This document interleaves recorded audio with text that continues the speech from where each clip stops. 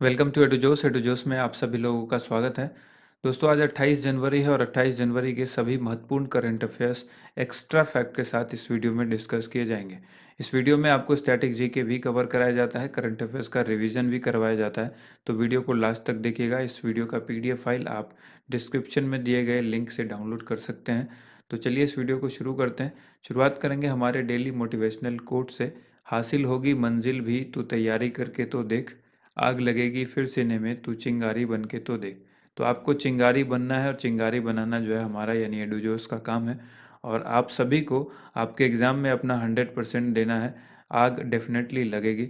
तो चलिए यहाँ पर वीडियो को शुरू करते हैं चिंगारी जीत की इस वीडियो को, जो कि आज 28 जनवरी है और 28 जनवरी के सभी महत्वपूर्ण करंट अफेयर्स यहाँ पर हम लोग देखेंगे। चैनल से पहली बार जुड़े हैं तो चैनल को सब्सक्राइब ज़रूर करें और बेल आइकन को प्रेस करके इसको एक्टिवेट कर लें। वीडियो पसंद आए तो इसे लाइक करें, पसंद नहीं आए तो डिसलाइक भी कर सकते हैं और वीडियो को ज़्यादा से ज़्यादा शेयर भी करें। सबसे पहले कल के चिंगारी प्रश्न का उत्तर देख लेते हैं। वीडियो के लास्ट में आपसे एक चिंगारी प्रश्न पूछा जाता है, उसका उत्तर आपको अगले दिन बताया जाता है। कौन सी नदी ओडिशा में डेल्टा बनाती है, ये क्वेश्चन हमने कल पूछा था। तो इस चिंगारी प्रश्न का उत्तर हो जाएगा ऑप्शन नंबर ए, महानदी जो है ये ओडिशा में डेल्टा बनाती है। अब आज के करंट अफेयर्स के प्रश्न यहाँ पर देख रहे हैं। हाल ही में किस मंत्रालय ने ग्रीन टैक्स लगाने के प्रस्ताव को मंजूरी दी है? किस मंत्रालय ने ग्रीन टैक्स लगाने के प्रस्ताव को मंजूरी दे दी है? तो आंसर हो जाएगा सड़क परिवहन मंत्रालय। ऑप्शन डी करेक्ट आंसर होगा। सड़क परिवहन मंत्रालय ने पुराने वाहनों पर ग्रीन टैक्स लगाने का फैसला किया है। प्रदूषण पर अंकुश लगाने के लिए यह निर्णय लिया गया है। ग्रीन टैक्स मानदंडों के तहत फिटनेस प्रमाण पत्र के नवीनीकरण के समय 8 साल से अधिक पुराने वाहन पर ग्रीन टैक्स लगाया जाएगा। ठीक है, कितने साल पुराने वाहनों पर? जो 8 साल से अधिक पुराने वाहन हैं उन पर ग्रीन टैक्स लगाया जाएगा। किस मानदंड के तहत? ग्रीन टैक्स मानदंड के तहत फिटनेस प्रमाण पत्र बनाने के समय पर इनको ये टैक्स देना होगा। ग्रीन टैक्स के बारे में कुछ चीज़ें जान लेते हैं। ग्रीन टैक्स को प्रदूषण कर या पर्यावरण कर भी कहा जाता है। यह ऐसी वस्तुओं पर लगाए जाने वाला एक उत्पाद शुल्क है जो प्रदूषण उत्पन्न करती है। इम्पोर्टेंट फैक्ट यह है कि वर्तमान में सड़क परिवहन मंत्री नितिन गडकरी हैं। ठीक है। अगला प्रश्न है, आईएमएफ ने वर्ष 2021 में भारत की आर्थिक वृद्धि दर कितने प्रतिशत रहने का अनुमान लगाया है? आईएमएफ का मतलब इंटरनेशनल मॉनेटरी फंड होता है और इसने भारत की 2021 में आर्थिक वृद्धि दर के प्रतिशत का अनुमान लगाया है कि कितने प्रतिशत इसकी भारत की जो है वो आर्थिक वृद्धि रहेगी। ठीक है, तो राइट आंसर यहाँ पर हो जाएगा ऑप्शन नंबर डी, 11.5% ये अनुमान जो है आईएमएफ ने लगाया है। अंतर्राष्ट्रीय मुद्रा कोष या आईएमएफ इंटरनेशनल मॉनेटरी फंड ने अपने विश्व आर्थिक आउटलुक यानी डब्ल्यूईओ की अपडेट में कहा है कि भारत की अर्थव्यवस्था अगले वित्त वर्ष यानी 2021-22 में 11.5% की वृद्धि के साथ मजबूती से वापस होगी। चालू वित्त वर्ष 2020-21 में भारतीय अर्थव्यवस्था के 8% तक संकुचन का अनुमान लगाया गया है। ये किसने लगाया है? आईएमएफ के द्वारा ये अनुमान लगाया गया है। अंतर्राष्ट्रीय मुद्रा कोष यानी आईएमएफ के बारे में कुछ महत्वपूर्ण चीज़ें आपको जाननी चाहिए। यह एक अंतर्राष्ट्रीय संस्था है जो अपने सदस्य देशों की वैश्विक आर्थिक स्थिति पर नज़र रखने का काम करती है। यह अपने सदस्य देशों को आर्थिक और तकनीकी सहायता भी प्रदान करती है। आईएमएफ की जो स्थापना है ये 27 दिसंबर 1945 को हुई थी। मुख्यालय इसका वाशिंगटन डीसी यानी अमेरिका में है और इसके सदस्य देश की संख्या 190 है। प्रबंध निदेशक क्रिस्टलिना जॉर्जिवा हैं। बुल्गारिया यहाँ पर बुल्गारिया की है ये। और ये क्वेश्चन बहुत इंपॉर्टेंट होता है। आज देखिए पूछा गया एंटोनियो गुटरेस जो है वो किस देश के हैं? आरआरबी एनटीपीसी के एग्जाम में आज क्वेश्चन पूछा गया। तो यहाँ पर जो चीज़ें मैं आपको बता रहा हूँ ना कि ये इस देश के हैं, इनका संबंध यहाँ से है, ये भारतीय मूल के हैं, इस तरह की चीज़ें आपको याद रखनी चाहिए। यही क्वेश्चन जो है वो एग्जाम में पूछे जाते हैं।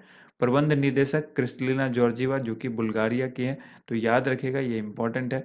मुख्य अर्थशास्त्री गीता गोपीनाथ भारतीय हैं, ये भी आपको याद रखना है। अगला यहाँ पर देखिए सवाल है, पीवी संजय कुमार को किस उच्च न्यायालय का मुख्य न्यायाधीश नियुक्त किया गया है? रिसेंटली बहुत सारे मुख्य न्यायाधीश बदले गए हैं, तो इन सभी मुख्य न्यायाधीश को आपको अच्छी तरह से याद रखना होगा। आगे मैं बताऊंगा भी। यहाँ पर आपको याद रखना है कि पीवी संजय कुमार को किस उच्च न्यायालय का मुख्य न्यायाधीश बनाया गया है? तो आंसर सी हो जाएगा, मणिपुर उच्च न्यायालय। ठीक है। देखिए हाल ही में नियुक्त हुए कुछ उच्च न्यायालय के मुख्य न्यायाधीश हैं जिनका नाम इस प्रकार से है। ये आप चाहें तो इसका स्क्रीनशॉट ले सकते हैं। वैसे आपको ये पीडीएफ फाइल तो अवेलेबल हो ही जाएगी, आप वहाँ से डाउनलोड भी कर सकते हैं। देखिए, जम्मू कश्मीर और लद्दाख के अंदर जो उच्च न्यायालय हैं, इनके लिए न्यायमूर्ति पंकज मित्तल है। उड़ीसा उच्च न्यायालय के लिए न्यायमूर्ति एस मुरलीधर, उत्तराखंड के उच्च न्यायालय के लिए न्यायमूर्ति आर एस चौहान, आंध्र प्रदेश उच्च न्यायालय के लिए न्यायमूर्ति अरूप कुमार गोस्वामी, तेलंगाना उच्च न्यायालय के लिए हिमा कोहली, तेलंगाना की पहली महिला मुख्य न्यायाधीश भी हैं, ये भी आप याद रखिएगा। ये पहली महिला मुख्य न्यायाधीश हैं तेलंगाना उच्च न्यायालय की, हिमा कोहली। गुवाहाटी उच्च न्यायालय के लिए न्यायमूर्ति सुधांशु धुलिया, सिक्किम उच्च न्यायालय के लिए न्यायमूर्ति जितेंद्र कुमार माहेश्वरी। इंपॉर्टेंट फैक्ट आपको हमने ये कई बार बताया हुआ है कि उच्च न्यायालय के मुख्य न्यायाधीशों की नियुक्ति राष्ट्रपति करते हैं, लेकिन उनको शपथ जो दिलाते हैं वो राज्य के राज्यपाल दिलाते हैं। अमरावती उच्च न्यायालय भारत का 25वां उच्च न्यायालय है। ये आपको करंट अफेयर्स रिवीजन में याद रखना है। आगे यहाँ पर मणिपुर के बारे में हम लोग कुछ जान लेते हैं। मणिपुर का गठन 21 जनवरी 1972 को हुआ था। राजधानी इसकी इम्फाल में है। एन बीरेन सिंह यहाँ के मुख्यमंत्री हैं। नजमा हेपतुल्ला यहाँ की राज्यपाल हैं। राष्ट्रीय सीमा असम, मिजोरम और नागालैंड से लगती है। अंतर्राष्ट्रीय सीमा म्यांमार से लगती है। ठीक है, म्यांमार का ही पुराना नाम वर्मा है, ये आपको याद रखना है। ठीक है, बर्मा। यहाँ पर याद रखना है, लोकटक झील उत्तर पूर्वी राज्यों में सबसे मीठे पानी की झील यहीं पर है। राष्ट्रीय उद्यान यहाँ पर एक केबुल लम्जोआ के नाम से जाना जाता है, जो विश्व का एकमात्र तैरता हुआ राष्ट्रीय उद्यान है। कहाँ पर है ये? मणिपुर में है। इसके बाद देखिए क्वेश्चन है, हाल ही में अक्षय कुमार ने मोबाइल एक्शन गेम फौजी लॉन्च किया है, इसका पूरा नाम क्या है? इस फौजी जो एक मोबाइल गेम है, जिस तरह से आपने पबजी सुना होगा उसी तरह से इन्होंने एक फौजी नाम से एक मोबाइल गेम शुरू किया है, लॉन्च किया है। इसका जो नाम है वो है फियरलेस एंड यूनाइटेड गार्ड्स। ठीक है, fearless and United guard, option A इसका करेक्ट आंसर होगा। इसके बाद देखिए, अक्षय कुमार ने मोबाइल एक्शन गेम फौजी लॉन्च किया है। फौजी स्टैंड फॉर, ये हम आपको बता ही चुके हैं, फियरलेस एंड यूनाइटेड गार्ड्स। इस गेम के ब्रांड एम्बेसडर अभिनेता अक्षय कुमार हैं। इसे एन कोर गेम्स नाम की एक भारतीय कंपनी ने तैयार किया है। फौजी को भारत में मशहूर गेम पबजी के जगह पर लाया गया है। इस गेम का प्रारंभिक एपिसोड लद्दाख की गलवान घाटी पर बेस्ड है। पबजी स्टैंड फॉर होता है प्लेयर अननोन्स बैटल ग्राउंड, ये पबजी का फुल फॉर्म है। इसी के तर्ज पर भारत में अक्षय कुमार ने फौजी नाम से एक गेम लॉन्च किया है। अगला सवाल है, जे के शिवन को किस बैंक का एमडी और सीईओ के रूप में नियुक्त किया गया है? तो यहाँ पर ऑप्शन आप आसानी से आंसर कर सकते हैं, क्योंकि यहाँ पर दिख रहा है Dhan Laxmi bank, option B correct answer होगा। धन लक्ष्मी बैंक के जो एमडी और सीईओ हैं जे के शिवन हैं। ठीक है, यहाँ पर केरल स्थित धनलक्ष्मी बैंक, कहाँ पर है? केरल स्थित धनलक्ष्मी बैंक है केरल में। ठीक है, इसके निदेशक मंडल के ने जे के शिवन को बैंक के प्रबंध निदेशक यानी एमडी और सीईओ के रूप में नियुक्त किया है। धनलक्ष्मी बैंक के बारे में जानिए, इसकी स्थापना 1927 में, हेडक्वार्टर त्रिशूर केरल में, चेयरमैन जो इसके संजीव कृष्णन है। ठीक है, ऑप्शंस रिलेटेड रिवीजन जो है वो इस तरह से है। ठीक है, यहाँ पर एचडीएफसी बैंक एमडी सीईओ जो है वो शशिधरन जगदीशन है। बंधन बैंक के एमडी और सीईओ कौन है? चंद्रशेखर घोष हैं। पंजाब नेशनल बैंक के एमडी और सीईओ कौन है? एसएस मल्लिकार्जुन राव हैं। ठीक है, इसके बाद यहाँ पर देखिए, हाल ही में किस राज्य सरकार के द्वारा पंख योजना की शुरुआत की गई है? पंख योजना की शुरुआत किस राज्य के द्वारा की गई है? करेक्ट आंसर हो जाएगा ऑप्शन सी, मध्य प्रदेश के द्वारा शुरू की गई है। यहाँ पर मध्य प्रदेश के मुख्यमंत्री शिवराज सिंह चौहान ने बालिका सशक्तिकरण और उनकी वृद्धि को समर्थन देने के लिए पंख योजना शुरू की है। पंख स्टैंड फॉर होता है, यानी पंख का फुल फॉर्म अगर बात करें, protection, awareness, nutrition, knowledge, health, ये इसकी फुल फॉर्म है। इस योजना को 1 साल तक जारी रखा जाएगा। करंट अफेयर्स रिवीजन में आपको याद रखना है, हाल ही में राजस्थान सरकार ने एक पौधा सुपोषित बेटी के नाम इस योजना की शुरुआत की है। सृष्टि गोस्वामी एक दिन के लिए उत्तराखंड की सीएम बनी थी। ये भी बहुत इंपॉर्टेंट है, आपको याद रखना है। 21 से 26 जनवरी 2021 तक राष्ट्रीय बालिका सप्ताह मनाया गया है और 24 जनवरी को राष्ट्रीय बालिका दिवस मनाया गया है। वर्ल्ड चेस फेडरेशन यानी फाइड है, इसके अनुसार दिसंबर 2020 तक भारत के किस राज्य में अकेले 24 ग्रैंड मास्टर हैं? बहुत ही अच्छा सवाल है, इसको अच्छी तरह से याद रखिएगा। वर्ल्ड चेस फेडरेशन के अनुसार दिसंबर 2020 तक भारत के किस राज्य में अकेले 24 ग्रैंड मास्टर हैं? तो इसका आंसर हो जाएगा option D, Tamil Nadu correct answer होगा। ठीक है, यहाँ पर आपको याद रखना है, हाल ही में वर्ल्ड चेस फेडरेशन के अनुसार दिसंबर 2020 तक पूरे भारत में चेस के 67 ग्रैंड मास्टर हैं। टोटल ग्रैंड मास्टर की संख्या कितनी है? 67 यानी 67, जिसमें से तमिलनाडु के अंदर 24 ग्रैंड मास्टर हैं। इंपॉर्टेंट फैक्ट है कि मैनुअल एरोन देश के पहले इंटरनेशनल मास्टर हैं। विश्वनाथन आनंद देश के पहले ग्रैंड मास्टर हैं। दोनों ही तमिलनाडु से संबंध रखते हैं। ठीक है, तमिलनाडु के हैं दोनों। और करंट अफेयर्स रिवीजन में आपको याद रखना है कि हाल ही में गोवा के लियोन मेंडोका भारत के 67वें ग्रैंड मास्टर बने थे। यहाँ पर इंटरनेशनल चेस फेडरेशन के बारे में हम लोग जानेंगे। इसकी स्थापना 1924 में की गई थी। मुख्यालय लॉजेने स्विट्जरलैंड में है। सदस्य इसके जो हैं वो 195 हैं। अध्यक्ष इसके आर्कडी डोवोरकोविच हैं और मोटो इसका है वी आर वन पीपल। हाल ही में आईसीसी के द्वारा जारी वनडे रैंकिंग में नंबर 1 बल्लेबाज कौन बने हैं? आईसीसी की रैंकिंग जारी हुई है और इसमें नंबर 1 बल्लेबाज कौन बने हैं? करेक्ट आंसर हो जाएगा option B, Virat Kohli number 1 बल्लेबाज बने हैं आईसीसी की वनडे रैंकिंग में। ध्यान रखिएगा इसको, ये क्वेश्चन बहुत ही इंपॉर्टेंट है, आपके आने वाले एग्जाम में पूछा जा सकता है। इंटरनेशनल क्रिकेट काउंसिल यानी आईसीसी ने ताज़ा वनडे रैंकिंग जारी की है। बल्लेबाजों में टॉप 3 पोजीशन पर आपको इन बल्लेबाजों को याद रखना है।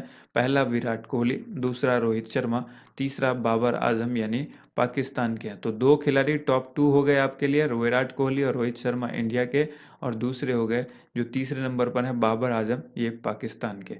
गेंदबाज में टॉप 3 पोजीशन को याद रखिए। ट्रेंट बोल्ट जो कि न्यूजीलैंड के हैं, ये नंबर 1 पर हैं। मुजीबुर रहमान जो कि अफगानिस्तान के हैं, ये दूसरे नंबर पर हैं। और तीसरे नंबर पर भारतीय गेंदबाज जसप्रीत बुमराह हैं। ठीक है, ऑलराउंडर में टॉप 3 पोजीशन पर याद रखना है। साकिबुल हसन बांग्लादेश के नंबर 1 पर, मोहम्मद नबी अफगानिस्तान के दूसरे नंबर पर, और तीसरे नंबर पर क्रिस वोक्स जो कि इंग्लैंड के हैं। टीम में टॉप 3 पोजीशन पर जो टीम है वो कौन कौन सी है? इंग्लैंड नंबर 1 पर टीम रही है वनडे रैंकिंग में, भारत दूसरे नंबर पर, न्यूजीलैंड तीसरे नंबर पर। आपको याद रखना है करंट अफेयर्स रिवीजन में विराट कोहली को दशक का आईसीसी पुरुष वनडे क्रिकेटर अवार्ड से सम्मानित किया गया है।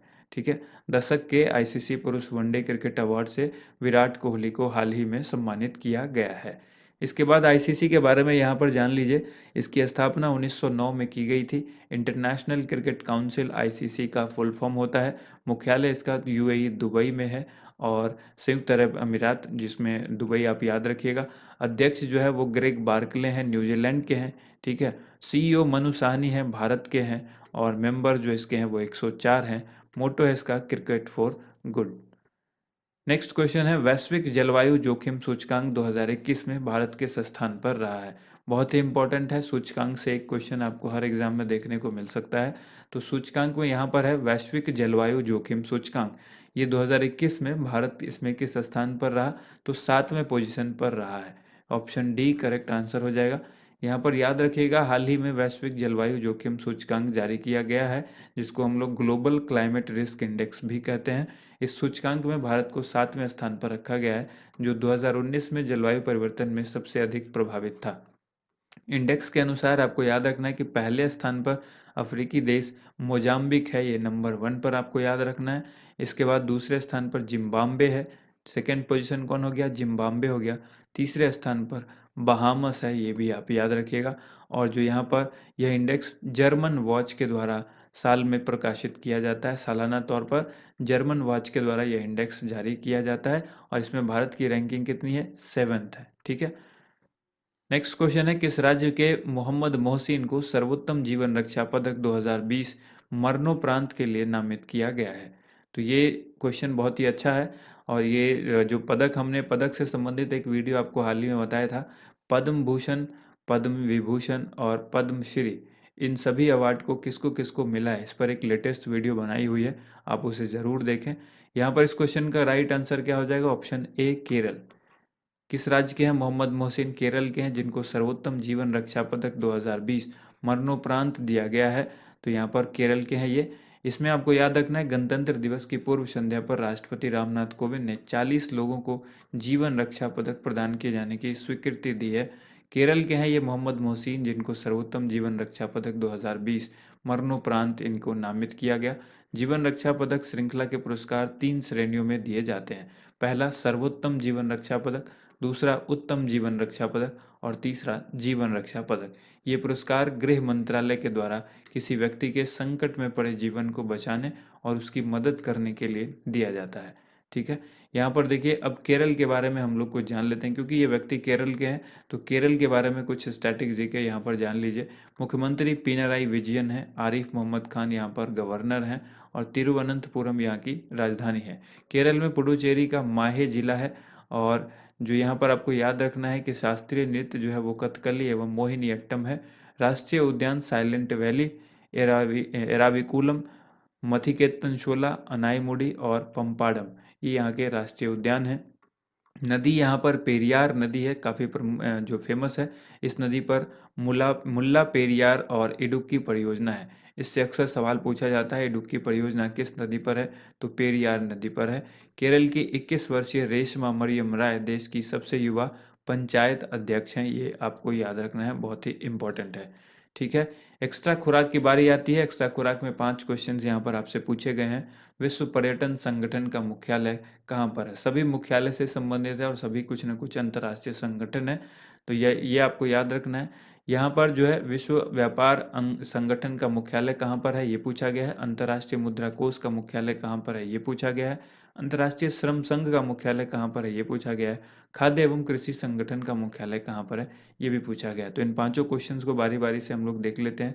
विश्व पर्यटन संगठन का मुख्यालय, ये हमने आपको थोड़े दिन पहले ही बताया था, मैड्रिड स्पेन में है। ठीक है, दूसरा सवाल यहाँ पर है, विश्व व्यापार संगठन का मुख्यालय कहाँ पर है, तो ये जेनेवा में है। तीसरा पूछा गया है अंतर्राष्ट्रीय मुद्रा कोष, ये आपको हमने अभी भी बताया, वाशिंगटन डीसी में है। और नेक्स्ट जो क्वेश्चन है वो है अंतर्राष्ट्रीय श्रम संघ। ठीक है, ये कहाँ पर है, इसका जो मुख्यालय है वो है जेनेवा स्विट्जरलैंड में। और लास्ट में है खाद्य एवं कृषि संगठन का मुख्यालय कहाँ पर है, तो रोम इटली में है ये। तो ये पांचों एक्स्ट्रा खुराक के क्वेश्चंस आप डायरी में ज़रूर नोट करें, अपनी नोटबुक में नोट करें, कॉपी में करें या रजिस्टर में, जहाँ भी करना है, लेकिन नोट ज़रूर करें। चाहें तो स्क्रीनशॉट भी ले सकते हैं। अगला यहाँ पर है चिंगारी प्रश्न, जो हम वीडियो के लास्ट में आपसे डेली पूछते हैं। राष्ट्रीय मतदाता दिवस कब मनाया जाता है? ठीक है, राष्ट्रीय मतदाता दिवस कब मनाया जाता है? 4 ऑप्शंस आपके सामने दिए गए हैं। जो भी करेक्ट आंसर है ये आपको कमेंट बॉक्स में लिखना है। उम्मीद करते हैं आप सभी को वीडियो पसंद आई होगी। वीडियो को ज़्यादा से ज़्यादा लाइक कीजिए, शेयर कीजिए। थैंक यू सो मच, आप सभी लोगों का वीडियो देखने के लिए बहुत बहुत धन्यवाद।